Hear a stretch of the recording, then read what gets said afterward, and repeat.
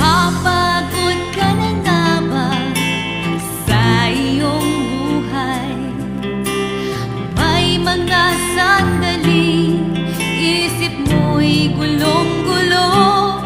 Kaibigan, nais kong iyong malaman, may Diyos na pwede mong malapitan.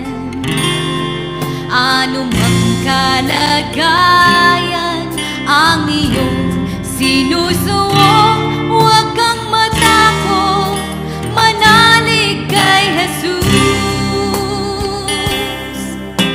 Lahat halos ng paraan ay ginawa mo upang kalungkot ay maibsan.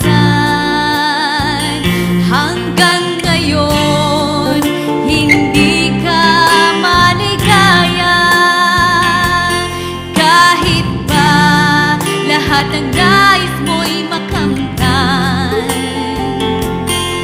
Ang hinahanap mong tunay na kapayapaan kay Jesus, kay Jesus makakamtan.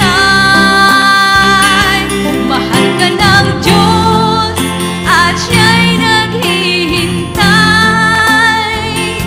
Kung makatok siya sa pintuan ng iyong puso, huwag mong sayangin ang oras at pagkakataon.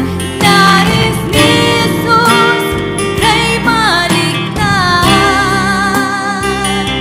Mahal